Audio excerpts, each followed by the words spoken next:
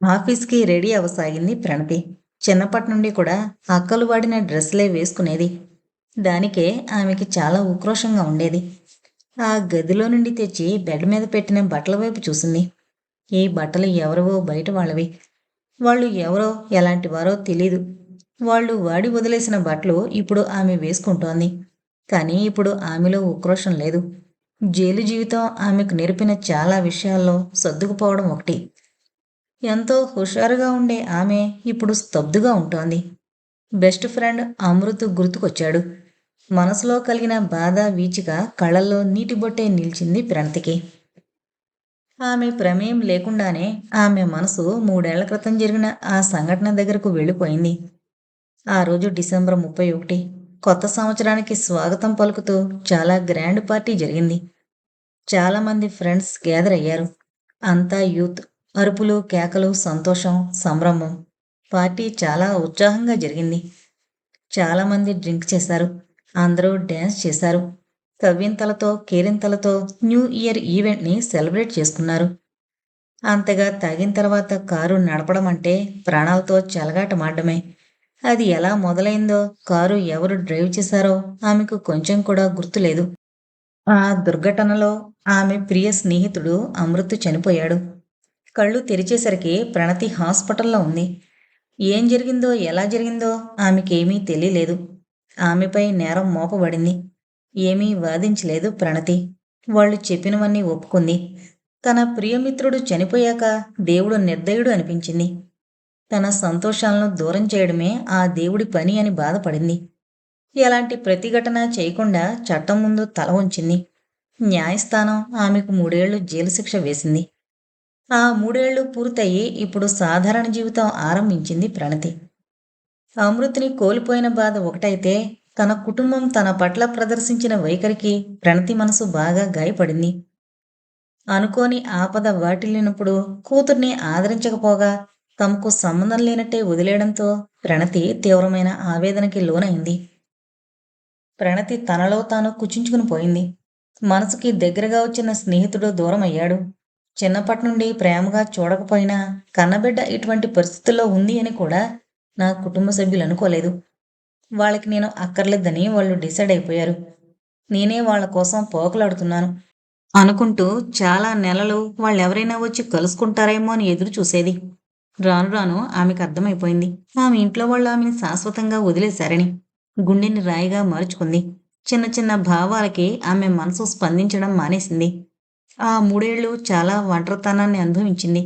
తనకు తానే తోడు అని నిర్ణయించుకుని తనలో తను సంభాషించుకునేది తప్ప ఎవరితోనూ ఎక్కువగా మాట్లాడేది కాదు. జైలు వార్డెన్ సుశీల చదువుకోమని ప్రోత్సహించడంతో జైల్లోనే కంప్యూటర్ కోర్సెస్ కూడా నేర్చుకుంది. ఆ బట్టలు వేసుకుని అద్దం ముందు నిలబడింది. బాగానే ఉన్నాయనుకుని షూస్ కూడా వేసుకుంది ప్రణతి. అవి కొంచెం లూజ్‌గా ఉండడం వల్ల నడవడం ఇబ్బందిగా అనిపించింది. గదిలోనే అటు ఇటు నడిచి చూసింది. వాటితో నడవడం అలవాటవుతుందని.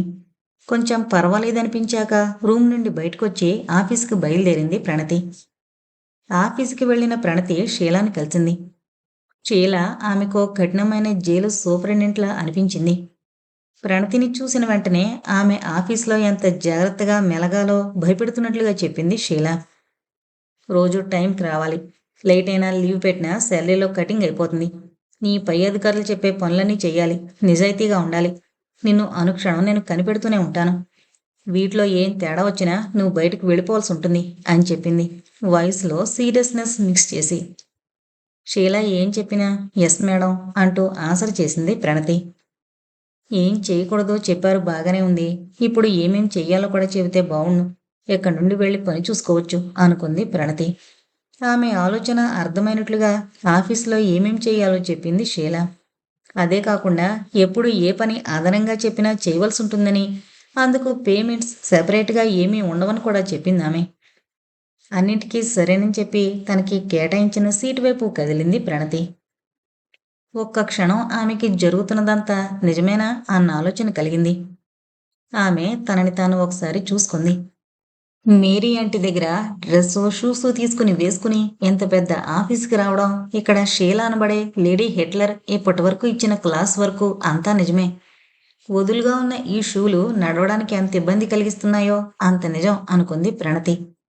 తనకి అవి దొరకడమే గొప్ప విషయం. ఇప్పుడు ఈ ఉద్యోగం దొరికింది కాబట్టి తన సమస్యలు కొంతవరకు తగ్గుతాయని ప్రణతి మనసులో ఆశ కలిగింది.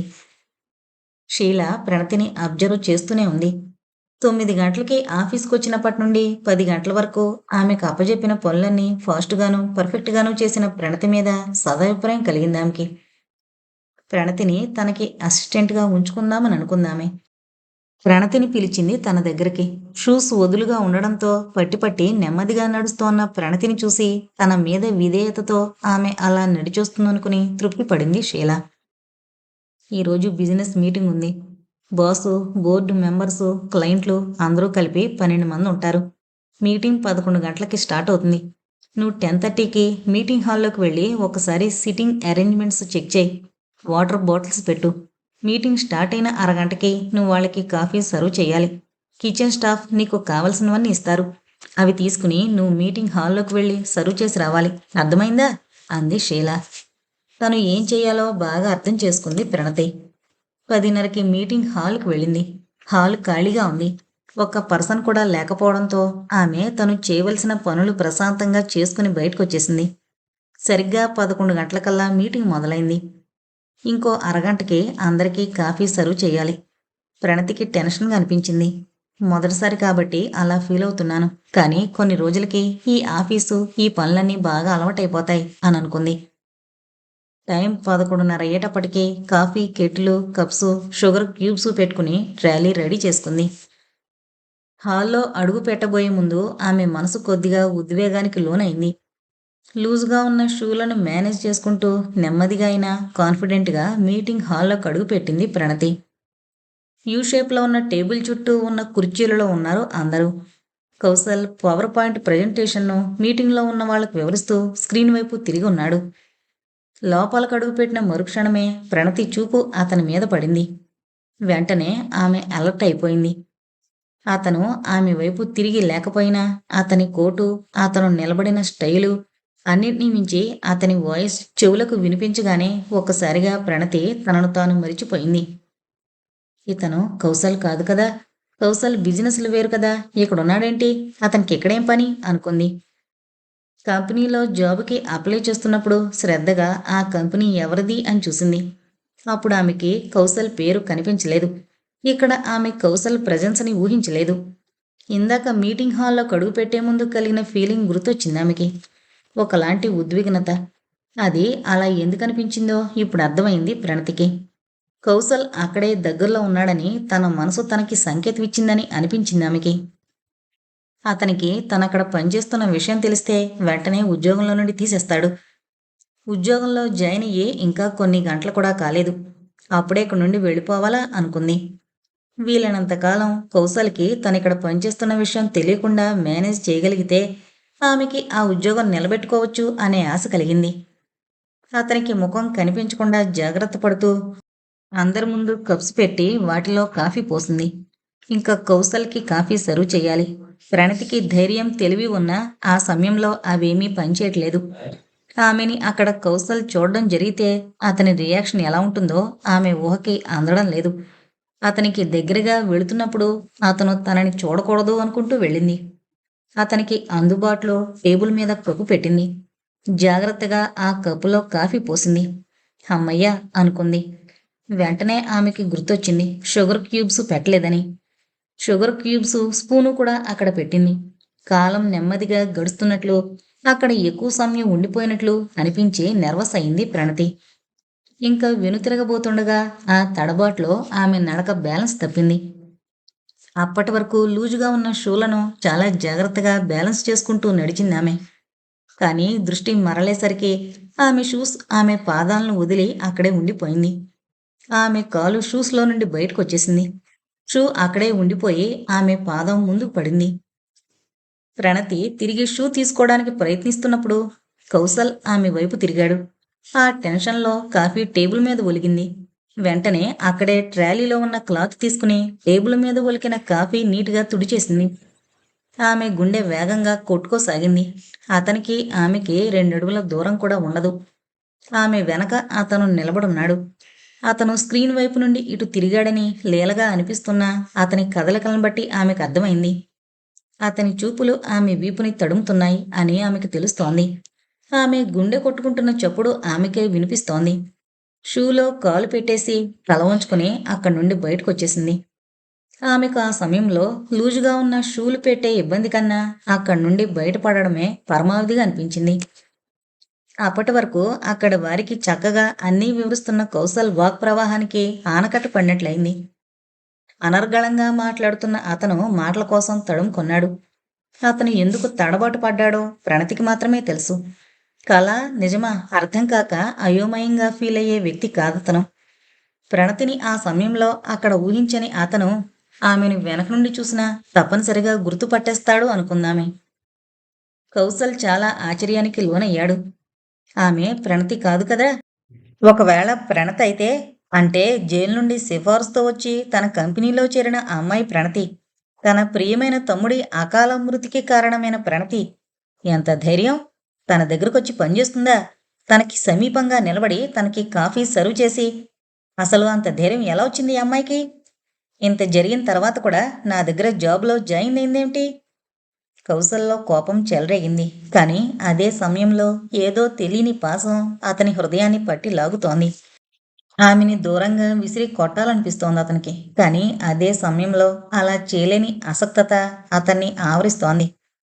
రెండు రకాల ఆలోచనల సందిగ్ధంలో తనని తాను ఏం చేసుకుంటాడో అన్న భయం మెదిలింది అతనిలో. మీటింగ్ హాల్ నుండి బయటకు వచ్చింది ప్రణతి. కిచెన్లోకి వెళ్ళింది ట్రాలీ మూవ్ చేసుకుంటూ. తన సీట్లో కూర్చునున్న షీల ప్రణతి కిచెన్ వైపు వెళ్లడం చూసింది. ప్రణతి నడకలోని కంగారుని కనిపెట్టిందామె. జాబులో జాయిన్ అయిన మొదటి రోజు కదా, మీటింగ్ హాల్లో అంతా సవ్యంగా చేసిందా లేదా అన్న సందేహం కలిగింది ఆమెలో. అడిగి చూద్దామనుకుంది. మీటింగ్లో అతను ప్రజెంట్ చేయవలసింది అయిపోవడంతో మిగిలిన వాళ్ళని కంటిన్యూ చేయమని చెప్పేసి తన ఛాంబర్లోకి వెళ్ళిపోయాడు కౌశల్. అతని ఆలోచనలు గుర్రాల్లా దౌడు తీస్తున్నాయి. ఆ ఆలోచనల్ని ఆపాలని కూడా అతను అనుకోలేదు. వలపు వెన్నెల మనసంతా నింపుకుని అతనిని అలరించే ఆమె ఒక పక్క, తమ్ముడి అకాల మృతికి కారణమై అవాంఛనీయ పరిస్థితుల్లో దోషిగా నిలబడ్డ ఈమె ఒక పక్క అతని మనోఫలకం మీద నిలబడ్డారు. అతని ఆలోచనల తీవ్ర మదనంలో అమృతమే వస్తోందో హాలాహలమే వస్తోందో అతనికి కూడా తెలియలేదు. మరికొన్ని నిమిషాలకి షీలాకి కాల్ చేశాడతను. Send her to my cabin, that newly appointed one who served in the meeting అన్నాడు షీలాతో. కౌశల్ కోకే చెప్పింది షీలా. ప్రణతి మీటింగ్ హాల్ నుండి బయటకొచ్చి కిచెన్ వైపు వెళ్లడం చూసిన షీలా ప్రణతి దగ్గరికి వెళ్లాలని అనుకుంటోంది. ఇప్పుడు బాస్ పిలవమని చెప్పడంతో సీట్లో నుండి లేచింది. కిచెన్లోకి వెళ్లిన ప్రణతి చేతిలోని ట్రాలీని పక్కన పెట్టింది. ఆమె హృదయంలో అలజడి తుఫాన్లా రేగింది. కిచెన్ ప్లాట్ఫామ్ని ఆనుకొని కళ్ళు మూసుకుంది. ఇంతకాలం ఆమె హృదయంలో దాగిన వేదన ఎప్పటికీ తగ్గేది కాదని తెలిసినా ఇప్పుడు కలుగుతున్న ఆరాటానికి మాత్రం తనే బాజురోలు అనిపించింది ఆమెకి. కౌశల్ ఇక్కడ ఉన్నాడని తెలిస్తే అసలు ఈ ఆఫీస్ ఛాయలకు కూడా వచ్చేది కాదు తను అని అనుకుంది. నిమిషాలు గడుస్తున్నా ఆమె గుండెదడ ఇంకా తగ్గలేదు. మూసి ఉన్న ఆమె కనురెప్పల వెనుక కల్లోల సాగరాలు కదలాడుతున్నాయి. గతం తాలూకా జ్ఞాపకాలు గుండెల్లో ఉప్పెనలా పొంగుతున్నాయి. అది ఆఫీస్ కాబట్టి తనని తాను కంట్రోల్ చేసుకోవాలని, అల్లకల్లోలంగా ఉన్న మనసుని స్వాధీనపరుచుకోవాలని ప్రయత్నించసాగిందామె. అంతలో షీలా అక్కడికొచ్చింది. ఎవరో వచ్చిన అడుగుల చప్పుడు విని కళ్ళు తెరిచింది ప్రణతి. ఆమె ఎదురుగా షీలా నిలబడుంది. ఆమె చూపులు ప్రణతిని గుచ్చిగుచ్చి చూస్తున్నాయి. తన వైపే అనుమానంగా చూస్తున్న షీలాను చూసి వెంటనే సర్దుకుంది ప్రణతి. ఆమె వెళ్ళేటప్పటికీ ప్రణతి కిచెన్లో కళ్ళు మూసుకుని నిలబడి ఉండడంతో ఆమెలో అనుమానం మరింత ఎక్కువైంది. ఈ ప్రణతి ఖచ్చితంగా మీటింగ్ హాల్ లోపల ఏదో పొరపాటు చేసే ఉంటుంది. అందుకే ఇక్కడ కళ్ళు మూసుకుని నిలబడి టెన్షన్ పడుతోంది. ఏం కష్టమైన పని చెప్పేశాను నేను? మీటింగ్లో ఉన్నవాళ్ళకి కాఫీ సర్వ్ చేసి రావడమే కదా. అది కూడా సరిగ్గా చేయలేకపోతుందని నాకేం తెలుసు? బాస్కి అసలే కోపం ఎక్కువ. ఇప్పుడు ఈ అమ్మాయిని ఏమంటాడో? ఆ తర్వాత నన్ను కూడా ఎక్స్ప్లెనేషన్ అడుగుతాడేమో. నన్ను అడిగితే నేను చెప్పేస్తాను, అన్ని జాగ్రత్తలు చెప్పే మీటింగ్ హాల్లోకి పంపించానని, ఇందులో నా తప్పేమీ లేదని. ఈ అమ్మాయికి పని సరిగ్గా చేయమని వార్నింగ్ ఇస్తాడనుకుంటా అనుకుంది షీలా. బాస్ నిన్ను పిలుస్తున్నారు అందామే ప్రణతితో. అర్థమైపోయింది ప్రణతికి. కౌసల్ తనని గుర్తుపట్టేశాడు. ఇప్పుడు పిలిచి ఈ ఆఫీసు నుండి అవతలకి వెళ్ళిపోమంటాడు అనుకుంది. ఏంటి ఆలోచిస్తున్నావు? బాస్ నిన్ను వెంటనే రమ్మన్నారు. మీటింగ్ హాల్లో అంతా సరిగ్గానే చేసావా? లేకపోతే ఏదైనా ఉల్టా పల్టా చేసేసి వచ్చావా? బాస్ ఇంత వెంటనే పిలుస్తున్నారు నిన్ను. నీ కేపబిలిటీని సరిగ్గా చెక్ చేయకుండానే నీకు రెస్పాన్సిబిలిటీ ఇచ్చేసినట్టున్నాను. వెళ్ళు ముందు బాస్ దగ్గరికి, తర్వాత నన్ను పిలుస్తారు. నేను అపాయింట్ చేసినందుకు నన్ను కూడా అంటారు అంది కాస్త అక్కసుగా. ప్రణతికి తన ఉద్యోగం పోవడానికి ఇంకా కొద్ది నిమిషాల వ్యవధి మాత్రమే ఉందని అర్థమైంది. కౌసల్కి తమ్ముడంటే ప్రాణం. మరి ప్రాణాతి ప్రాణంగా ప్రేమించే తమ్ముడి మరణానికి కారణమైన అమ్మాయికి ఉద్యోగమిచ్చేంత విశాలమైన మనసున్న మహానుభావులు ఎవరైనా ఉంటారా? తప్పకుండా ఇప్పుడు నన్ను బయటికి వెళ్ళిపోమంటాడు. ఇప్పుడు నేను అతనికి ఎదుటిపడి 3 ఏళ్ల క్రితం జరిగిందాన్ని మళ్ళీ గుర్తు చేశాను. తెలియక చేసిన దాని పర్యవసానం ఇప్పుడు అనుభవించాలి. కౌసల్ ఎంత పరుషంగా మాట్లాడినా భరించక తప్పదు అనుకుంది ప్రణతి. ఇప్పుడు ఆమెకి ఉద్యోగం పోతుందంది ఖచ్చితంగా అర్థమైంది. ఇక్కడి నుండి బయటకు వెళ్ళాక మరో ఉద్యోగం చూసుకోవాలి అనుకుంది. కోపంతో కందున్న కౌసల్ ముఖం ఆమె కళ్ళ ముందు కనిపించినట్లయింది. కొంచెం జడుపు కలిగింది ఆమెకి. అయినా తప్పదు. జైలు జీవితం నేర్పిన పాఠాల్లో ఇవి కూడా ఉన్నాయి. ఎటువంటి అవమానాలనైనా ఓర్చుకునే స్థైర్యం, ఎటువంటి కష్టమైన పరిస్థితులనైనా ఎదుర్కొనే ధైర్యం అలవరుచుకున్నాను కదా. వెళ్ళి అక్కడ జరిగేదాన్ని ఫేస్ చేస్తాను. క్రమశిక్షణ పాటించాలి, అధికారాన్ని గౌరవించాలి. తను ప్రస్తుతం ఉన్న పరిస్థితికి అదే సూట్ అవుతుంది అనుకుంది. బాస్ గదివైపు భారంగా అడుగులు వేసింది, తన షూస్ని తిట్టుకుంటూ. ప్రణతి వెళ్ళేటప్పటికీ కౌసల్ అటు ఇటు తిరుగుతున్నాడు గదిలో. అతని బాడీ లాంగ్వేజ్లో అసహనం కొట్టొచ్చినట్టు కనిపించింది ఆమెకి. ఆమె గదిలో కడుగు పెట్టాక అతను తిరగడం ఆపి నిలబడ్డాడు. తీక్షణంగా ప్రణతి వైపు చూడసాగాడు. కౌసల్ తీవ్రమైన చూపుల సెగ ఆమె మనసుకి వేడిగా తగులుతోంది. తలెత్తి అతని వైపు చూడాలనుకుంది ప్రణతి. ఎంత ప్రయత్నించినా ధైర్యం చాలలేదు. అప్పటి వరకు తను చాలా ధైర్యంగా ఎటువంటి పరిస్థితినైనా ఎదుర్కోగలను అనుకుంటూ వచ్చింది. కానీ ఇక్కడ కౌసల్ ఎదురుగా అతని వైపు చూడాలని ఎంత ప్రయత్నించినా ఎందుకో విఫలమైపోతుందో ఆమెకు అర్థం కాలేదు. అనుకోవడం వేరు, అది ఆచరణలోకి వచ్చినప్పుడు చేయడం వేరు అని అర్థమైంది ఆమెకి. ఇక్కడ ఎందుకు చేరావు? అడిగాడు కౌసల్. వాడి బాణంలా తగిలింది ఆమెకు అతని ప్రశ్న.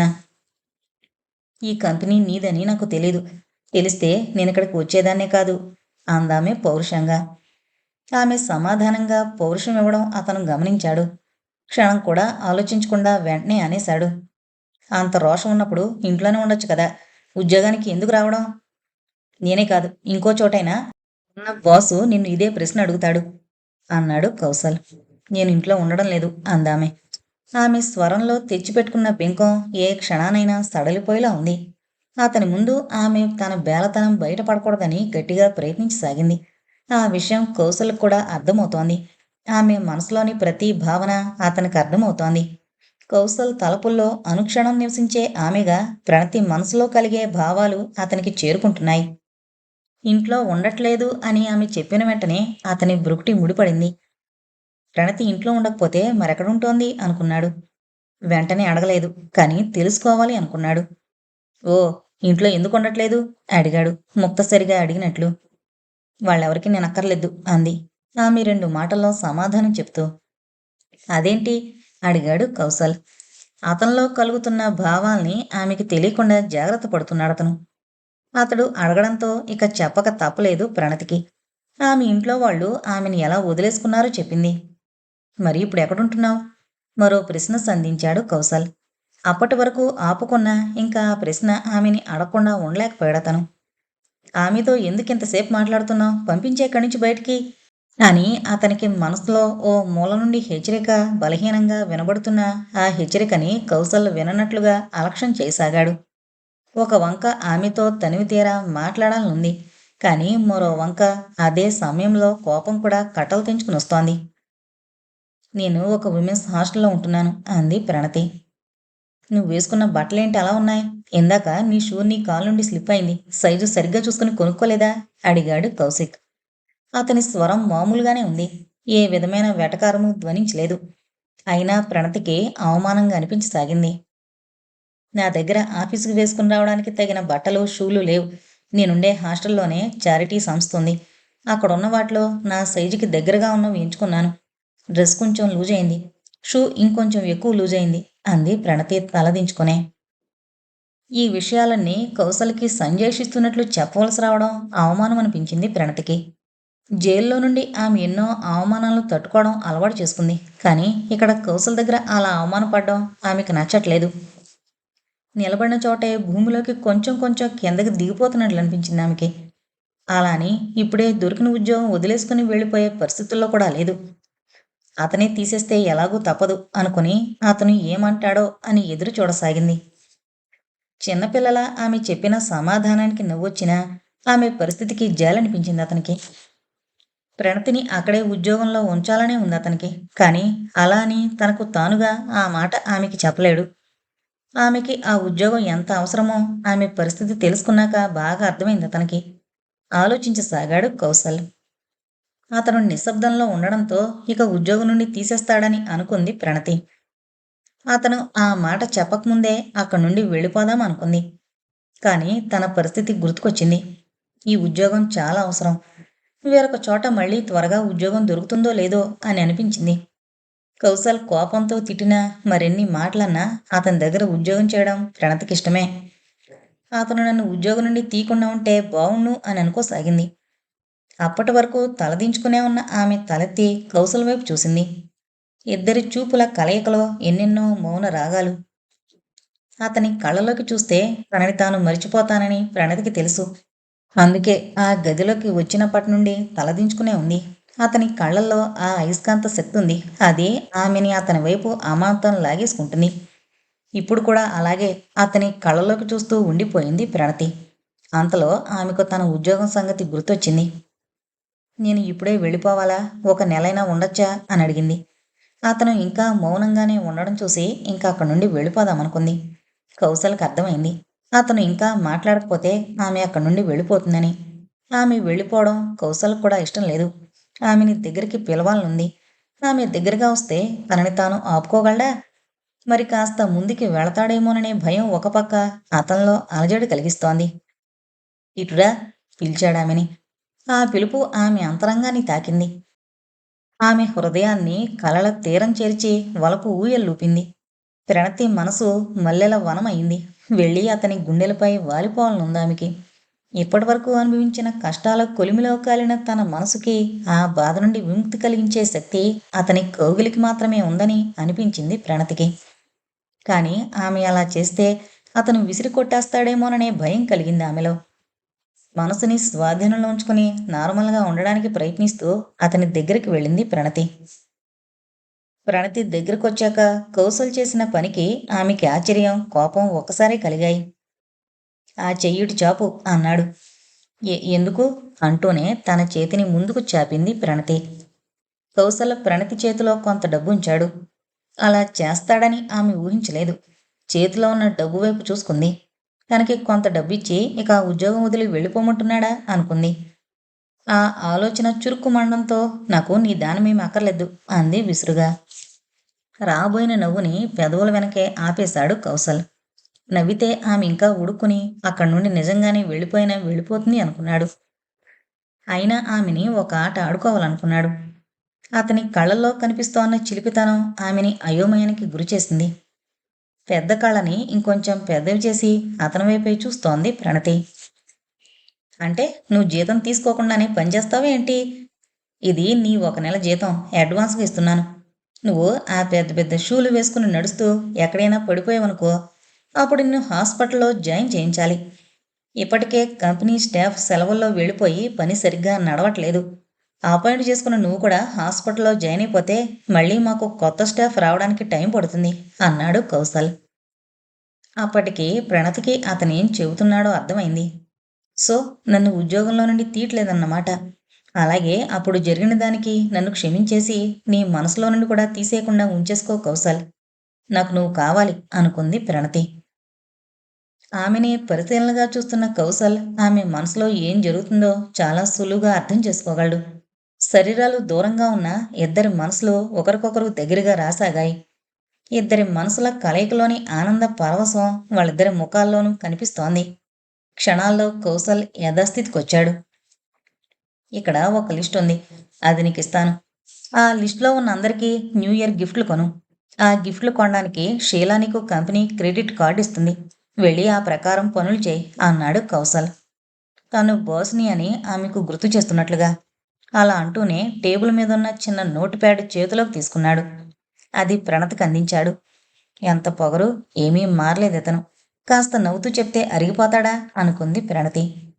సరే అన్నట్టుగా తల ఊపి అతనిచ్చిన లిస్టు తీసుకుని ఆమె అక్కడి నుండి వెళ్ళడానికి ఉద్యుక్తమైంది. ఆ లిస్ట్ ఇక్కడే ఒకసారి చూసుకుని వెళితే బెటర్. ఏమైనా డౌట్స్ వస్తే నేను నీకు క్లారిఫై చేసేస్తాను. మళ్ళీ ఐటమ్స్ కొనడానికి బయటకు వెళ్ళినప్పుడు డౌట్స్ వస్తే కష్టం కదా అన్నాడు కౌశల్. అతను చెప్పింది నిజమే అనిపించింది. ఆ లిస్టు తీసుకుని అతని వైపు వెళ్ళింది. అతనిచ్చిన లిస్టు అర్థమయ్యేలాగే ఉంది. అందులో డౌట్స్ ఏమీ లేకపోవడంతో అనిపించింది ఆమెకి. తనని ఇంకాసేపు అక్కడే ఆపాలని కౌశల్ అలా అన్నాడేమోనని చిన్న ఆశ. కానీ అతను ముఖానికి మాస్క్ వేసుకున్నట్లు గంభీరంగా ఉన్నాడు. ఇక వెళతాను అంటూ అతని వైపు చూసింది ప్రణతి. అప్పుడే ఇక్కడి నుండి వెళ్ళాలని లేదు. ఇంకా ఇక్కడే ఈ గదిలోనే నీ కళ్ళ ముందు ఉండాలనుంది. నీకు దగ్గరగా ఇంకా ఇంకా దగ్గరగా రావాలనుంది. నువ్వు కోపంతో గెంటేసినా నిన్ను వదిలిపెట్టి వెళ్ళాలని లేదు. ప్రణతి మనసు నిశ్శబ్దంగా మాట్లాడుతోంది. ఆమెలో ప్రణయ ప్రకంపనాల వెల్లువ రేకెత్తుతోంది.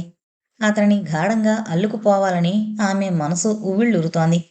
ఇక ఒక్క క్షణం కూడా ఆలస్యం చేయకుండా అతని గుండెల్లో ఒదిగిపోవాలని ప్రణతి మనసు తప్పించిపోతుంది. ఆమె గుండెల్లో ప్రణయ సంచలనం దాన్ని కంట్రోల్ చేసుకోవాలని ప్రయత్నిస్తూ కంపిస్తోన్న అదరాల్ని అసంకల్పితంగా మునిపంటి నొక్కింది. ఏం చేస్తున్నావు? పెదవి ఎందుకు పంటి కింద నొక్కిపెట్టావు? నా పెదవి అందుకో అని ఆశ చూపిస్తున్నావా? అలా నిన్ను చూసి టెంప్ట్ అవుతానని నీ ఉద్దేశం. కావాలనే నువ్వు అలా చేస్తున్నావు, నన్ను రెచ్చగొట్టాలని అన్నాడు ఆమెతో.